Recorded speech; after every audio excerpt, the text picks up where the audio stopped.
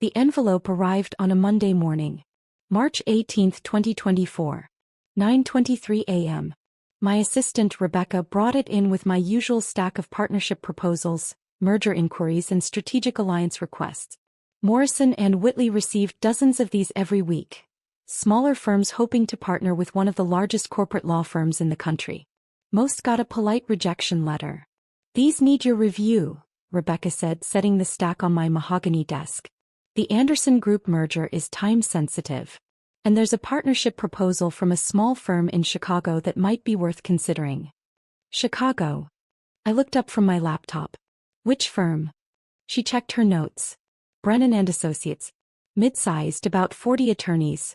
They're looking for a strategic partnership to handle overflow work and access our international resources." Brennan and Associates. My father's firm. I kept my face neutral.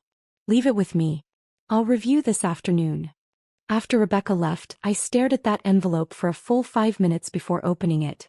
The proposal was professionally formatted, comprehensive.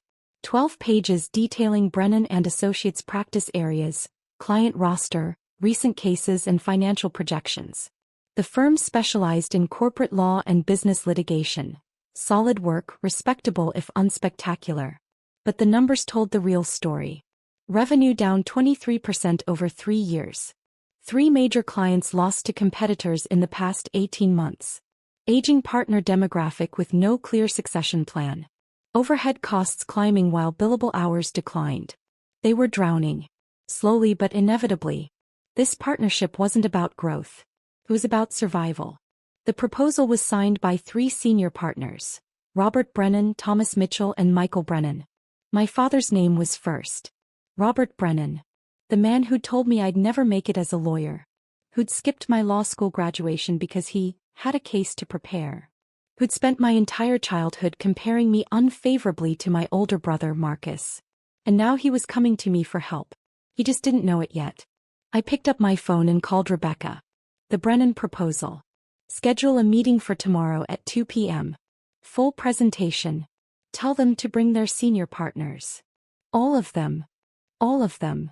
I hung up and sat back in my chair, looking out at the Manhattan skyline from my corner office on the 43rd floor. Tomorrow was going to be interesting. The problems with my father started early. I was 8 years old when I first heard him tell someone I wasn't smart enough to be a lawyer. It was at a family barbecue. July 4, 2001. My uncle had asked about my grades, and before I could answer, my father had laughed and said, "Katie's a solid B student. She tries hard. But Marcus, now Marcus has the brain for law. Got his grandfather's analytical mind." Marcus was 10. He'd won some school debate competition. My father had been talking about it for weeks. I'd gotten straight A's that semester, but no one mentioned it. By the time I was in high school, the comparison was constant. Marcus joined the debate team. I joined the debate team. Marcus was team captain by sophomore year, my father would say. Real natural talent. I became captain junior year. My father didn't come to any of my competitions. Marcus got into Northwestern for undergrad. I got into Princeton.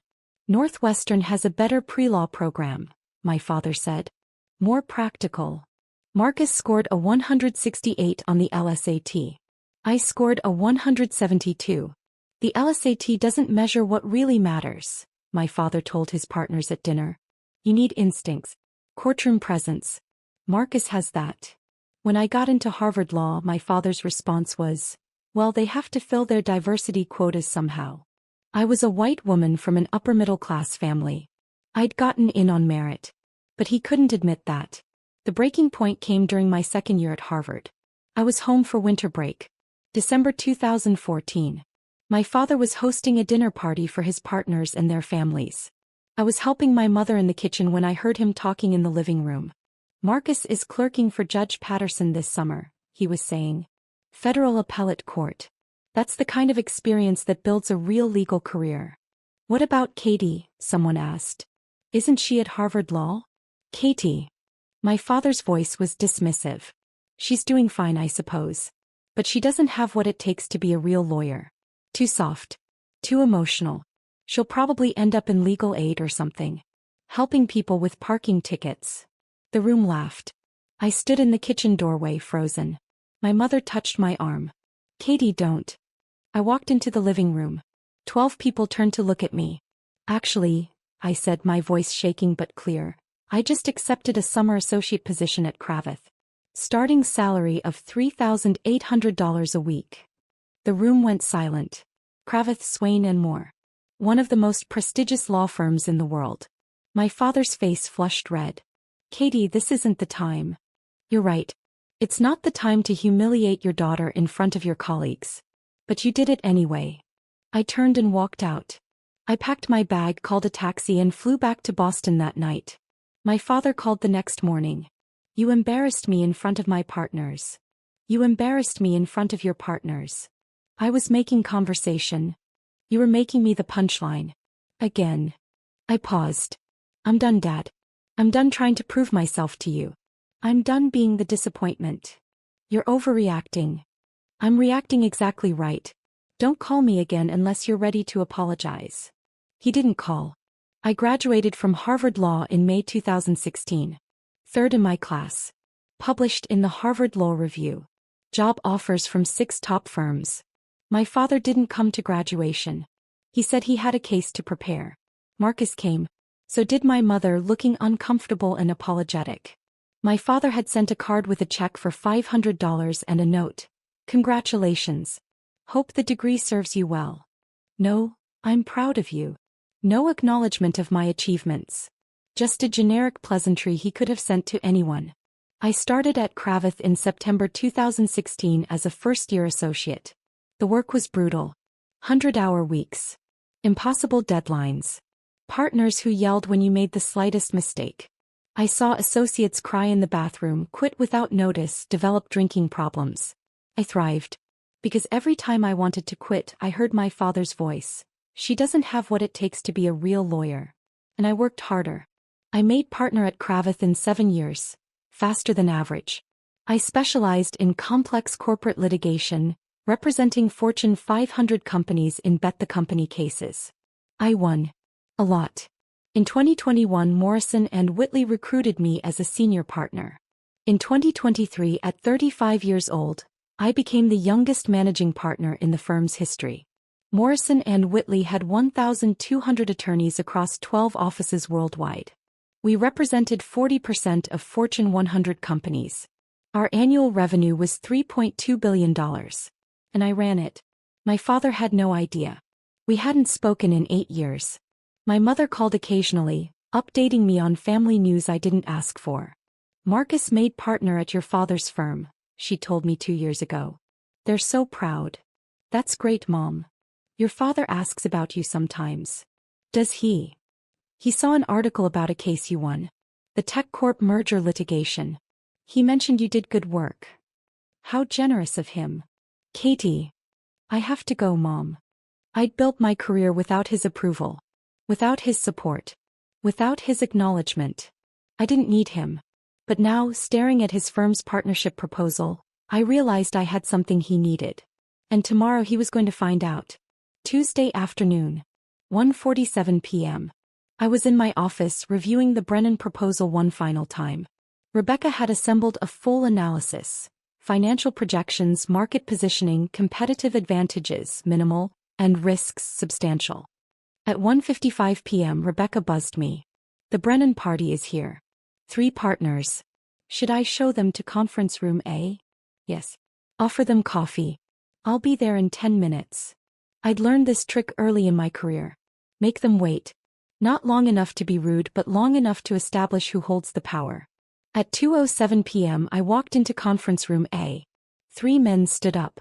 All in their 60s, wearing suits that were expensive but slightly outdated.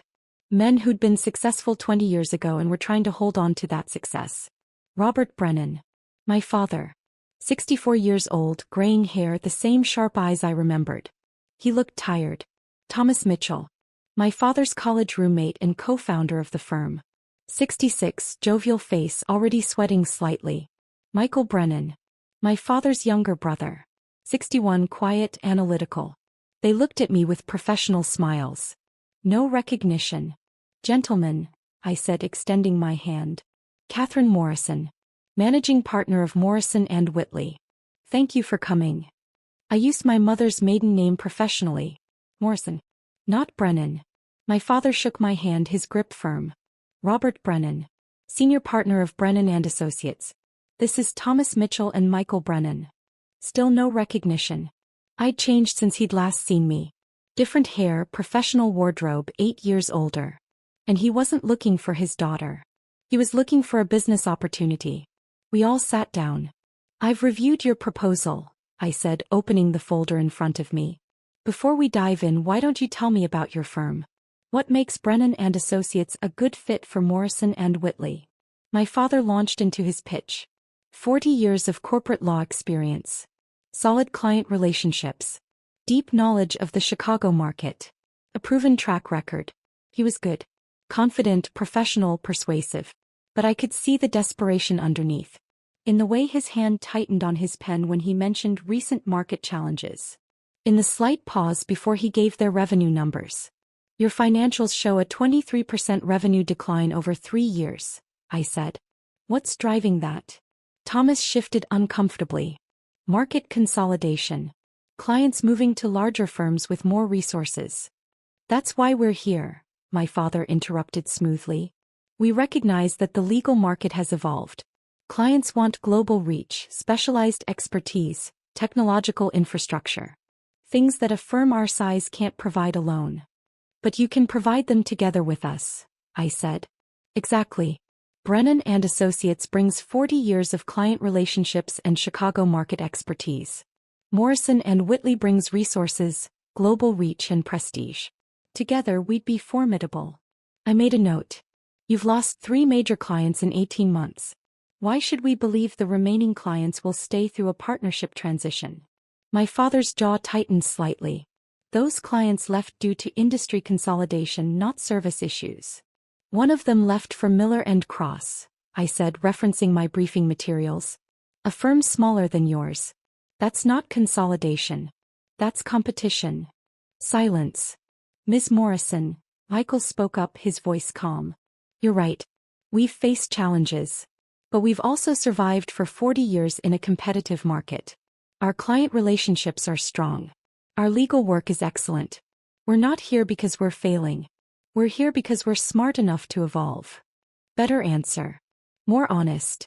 Tell me about your succession plan, I said. Your senior partners are all over 60. Who's the next generation of leadership? Another uncomfortable pause.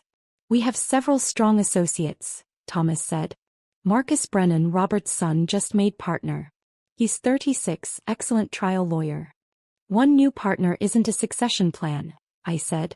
What happens when the 3 of you retire? That's part of why we're seeking a partnership, my father said. Access to Morrison and Whitley's resources would help us recruit and retain top talent. Young lawyers want to work for firms with global reach. I sat back. Let me be direct. Your proposal asks for access to our client base, our resources, our brand. In exchange, you offer client relationships that are shrinking and expertise that we already have in-house. Why would we agree to that? The temperature in the room dropped 10 degrees. Because, my father said, his voice tight, we're offering you the Chicago market. 40 years of relationships with every major corporation in the region. You can't buy that kind of institutional knowledge. We can hire it, I said. We could recruit half your associates tomorrow and get the same knowledge for less. I was being harsh. More harsh than I needed to be. But I wanted him to feel what I'd felt for years. Inadequate. Not good enough. Ms. Morrison, Thomas said, perhaps we got off on the wrong foot. We have deep respect for Morrison and Whitley.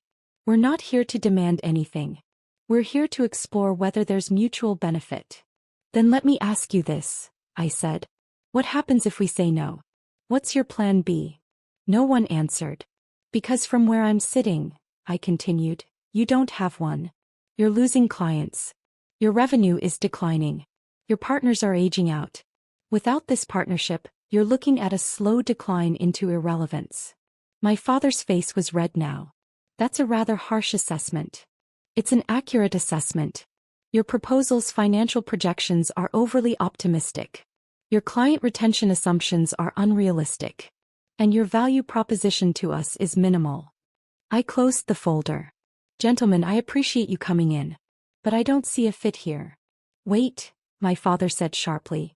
You're rejecting us? Just like that. Unless you have something else to add. We have 40 years of excellence. His voice was rising. We've built one of the most respected firms in Chicago. We've represented Fortune 500 companies, won major cases, trained dozens of successful lawyers. You're dismissing that because of 3 bad years. There was the ego. The inability to accept that he wasn't the most important person in the room. I'm dismissing it, I said calmly, because it doesn't meet our strategic needs. Morrison and Whitley partners with firms that bring unique value. I'm not seeing that here. My father stood up abruptly. This is absurd. We came here in good faith. And I reviewed your proposal in good faith, I said, remaining seated. The answer is no. You're making a mistake. I rarely make mistakes, Mr. Brennan. He stared at me, his face flushed with anger and humiliation. And something else. Something in his eyes. A flicker of Katie. My mother's maiden name. Morrison. But I had my father's eyes. And now in his anger he finally saw it. Katie? He repeated, his voice uncertain. I stood up slowly. Hello, Dad. The color drained from his face. Thomas looked between us, confused. You two know each other? Robert is my father, I said. Though we haven't spoken in 8 years. Michael sat back heavily. Oh my God. You're Catherine Morrison? My father's voice was barely a whisper. You've been Catherine Morrison this whole time? I use my mother's maiden name professionally. Has been my legal name for 7 years. But you're the managing partner of Morrison and Whitley? For 18 months now. Before that I was a senior partner at Kravitz. But you wouldn't know that. You haven't asked about my career since I graduated from Harvard Law. Which you didn't attend, by the way. Thomas stood up. Robert, you said you had 2 children. A son who's a lawyer and a daughter who... He stopped, clearly remembering what my father had told him about me. Who what? I asked. Who works in legal aid? Who handles parking tickets? Who doesn't have what it takes to be a real lawyer? My father looked like he might be sick. Ms. Morrison, Michael said carefully, perhaps we should reschedule this meeting. There's nothing to reschedule, I said. The answer is still no. Katie, please, my father started. It's Catherine. Or Ms. Morrison. We're not on first-name basis. This isn't about our personal relationship. Isn't it? I looked at him directly. You spent my entire life telling me I wasn't good enough. That I didn't have what it takes. That my brother was the real lawyer. You skipped my law school graduation. You haven't called in 8 years. And now you show up at my firm needing my help and you expect what? Professionalism? Objectivity. I expect you to separate business from personal feelings. Like you did. My voice was sharp. Was it business or personal when you told your partners I'd end up in legal aid? When you said I was too soft to be a real lawyer? When you skipped the biggest day of my academic career? Silence. This is exactly the problem, I continued. You never saw me as a lawyer. You saw me as your disappointing daughter. And now you need me, professionally, and you can't handle it. I was wrong, he said quietly. What? I was wrong. About you. About your capabilities. About everything. I waited. Katie, Catherine, you've built an extraordinary career. Managing partner at 35. At one of the most prestigious firms in the world. I didn't know. I should have known, should have stayed in touch, should have. He stopped. I'm sorry. 8 years of waiting for an apology. And now it came like this. In a conference room in front of witnesses because he needed something from me. Your apology is noted, I said. But it doesn't change my business decision. Brennan and Associates doesn't fit our strategic needs. Please. My father's voice cracked. The firm is my life's work. 40 years. If we don't partner with someone, we won't survive. Then maybe you should have thought about succession planning earlier. Or client retention. Or any of the other strategic issues that are now threatening your firm's existence. You're going to let us fail? Just to punish me. I'm going to let you fail because your proposal doesn't make business sense. The fact that you're my father is irrelevant. Is it? He looked at me. Or are you enjoying this? Seeing me beg. That hit harder than it should have. This meeting is over, I said. Rebecca will show you out. I walked toward the door. Catherine, wait. I paused but didn't turn around. You're right, my father said. About all of it. I compared you to Marcus. I dismissed your achievements. I wasn't there when you needed me. His voice was heavy. I was a terrible father. And now I'm reaping what I sowed. I turned around slowly. He looked older suddenly. Defeated. I don't expect you to forgive me, he continued. I don't even expect you to help me. But I need you to know, I'm proud of you. Seeing what you've built, what you've accomplished without any help from me, I'm proud. And I'm sorry it took losing everything to say it. Thomas and Michael were staring at the floor, clearly wishing they were anywhere else. I'll review the proposal again, I heard myself say. My father looked up sharply. What? I'll review it again. Give me 1 week. If I can find a way to make it work, on terms that benefit Morrison and Whitley, I'll consider a modified partnership. Catherine.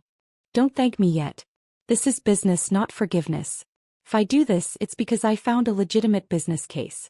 Not because of our relationship. I understand. And Dad. I looked at him directly. If we partner, you'll be reporting to me. Your firm will operate under Morrison and Whitley's management. You'll follow our protocols, our standards, our decisions. If you can't handle that, if you can't handle your daughter being your boss, then walk away now. He swallowed hard. I can handle it. We'll see. I walked out of the conference room and went straight to my office, closing the door behind me.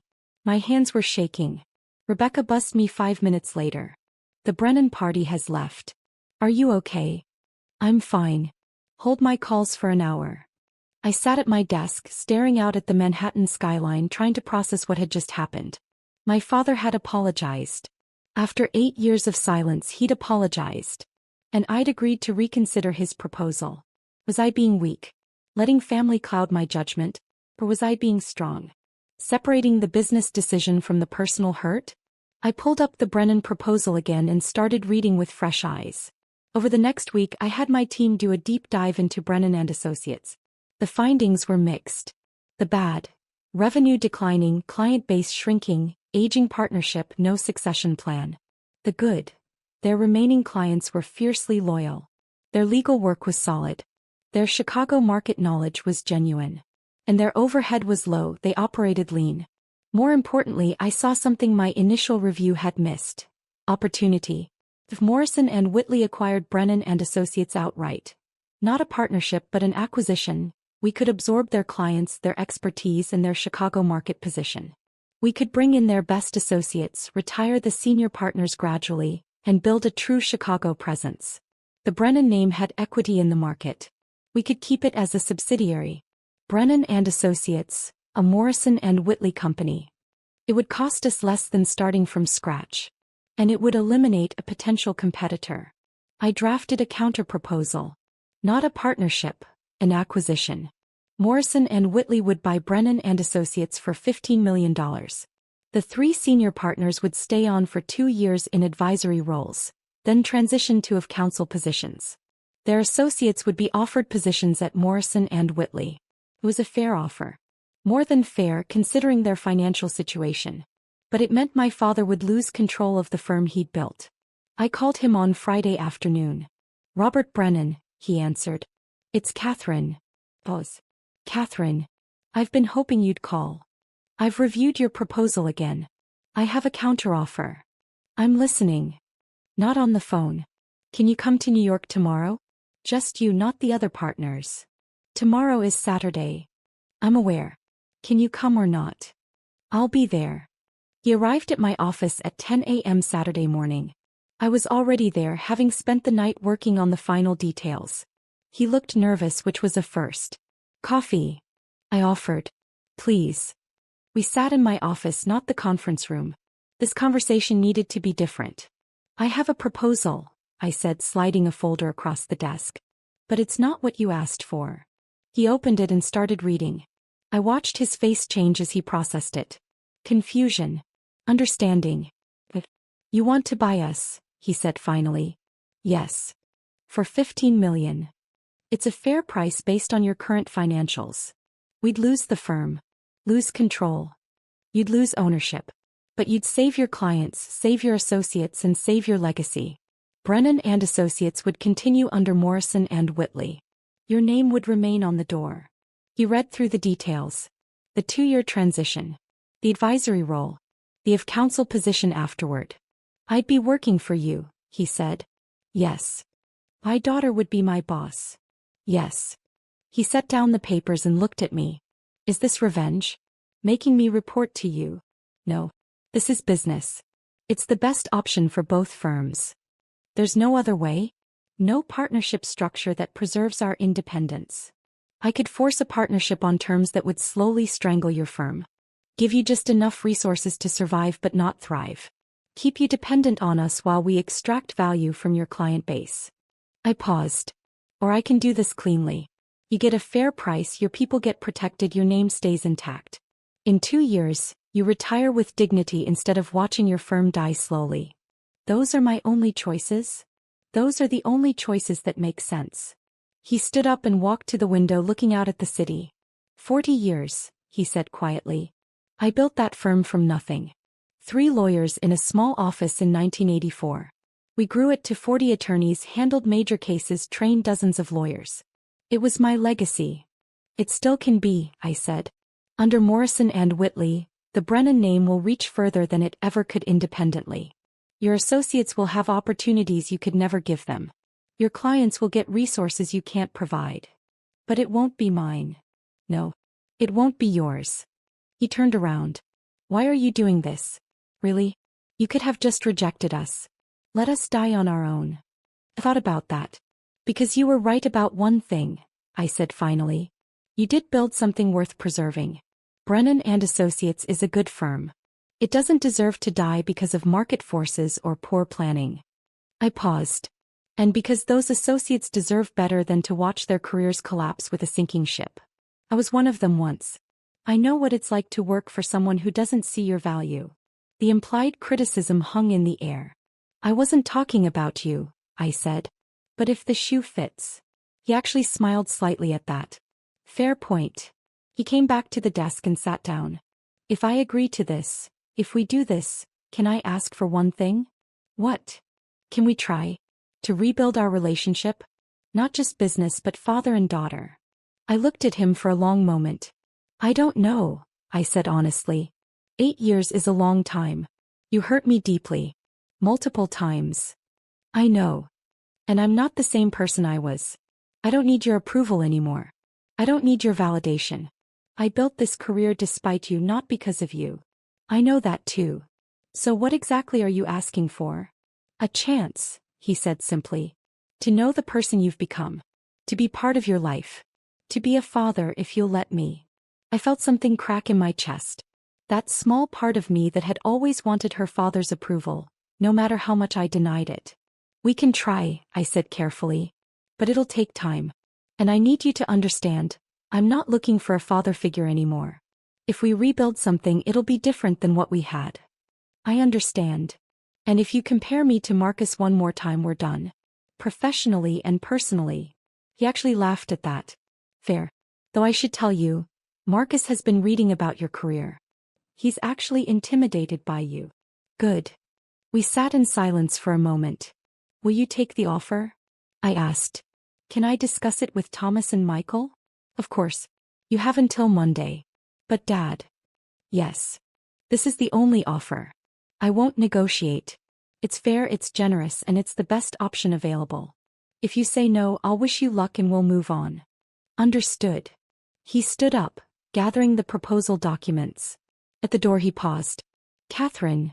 Yes. I really am proud of you. I should have said it years ago. I should have been saying it all along. Yes, I said. You should have. After he left, I sat in my office for a long time thinking.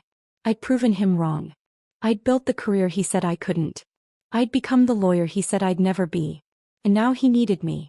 Part of me wanted to feel triumphant. Vindicated. That I just felt tired. Proving people wrong was exhausting. Even when you won, you lost something in the process. Monday morning, my phone rang at 8:47 a.m.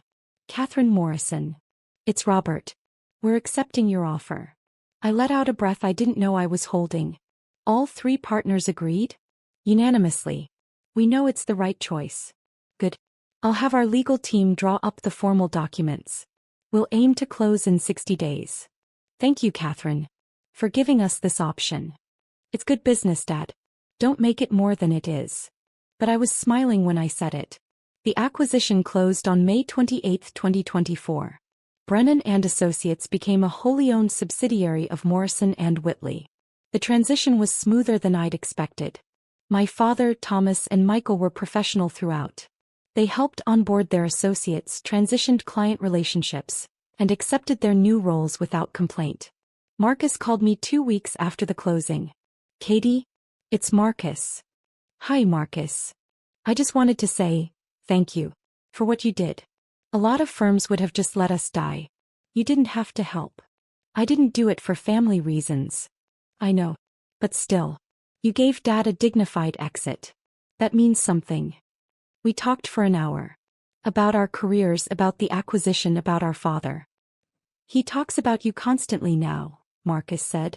Shows everyone your articles, tells clients you're his daughter. It's kind of annoying, actually. I laughed. Really? Really? I think he's trying to make up for lost time. Overcompensating. How do you feel about that? Honestly, relieved. I was tired of being the golden child. The pressure was exhausting. You could have said something. So could you. Fair point. My father and I started having dinner once a month. Awkward at first, then gradually more natural. We talked about cases, about the firm, about the legal profession. Slowly we talked about other things. About Mom. About my childhood. About what we'd both lost in those 8 years of silence. I was threatened by you, he admitted one night over Italian food in Little Italy. You were always smarter than Marcus. Quicker. More determined. And I couldn't handle it. Why not? Because you reminded me of me at your age. Ambitious, hungry, unwilling to settle. And I knew if I encouraged you, you'd surpass me. Which you did anyway. So you tried to hold me back. I tried to convince myself you weren't as good as you were. It's shameful. I'm ashamed of it. Good, I said. You should be. But I reached across the table and squeezed his hand. 6 months after the acquisition, I promoted 3 Brennan associates to partner at Morrison and Whitley. All 3 were exceptional lawyers who'd been held back by the old firm's financial constraints. My father attended the announcement. Afterward, he pulled me aside. Those 3, they would have left if you hadn't acquired us. We'd have lost them. I know. You saved their careers. I gave them opportunities they'd earned. He smiled. You're a better managing partner than I ever was. Yeah, I said. I am. We both laughed. A year after the acquisition, my father officially retired. We threw him a party at the office. 200 people, partners and associates from both firms. I gave a speech. Robert Brennan built Brennan and Associates from nothing 40 years ago.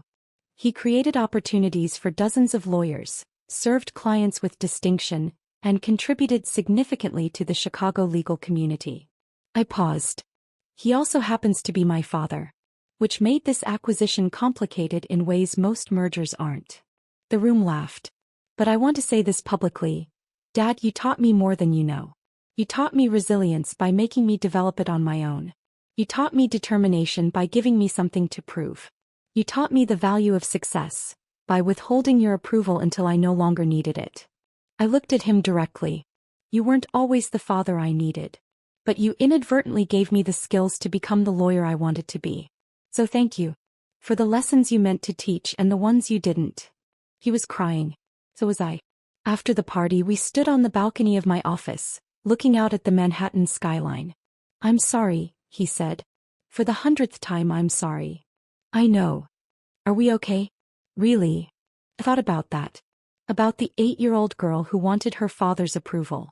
About the 27-year-old who graduated from Harvard Law alone.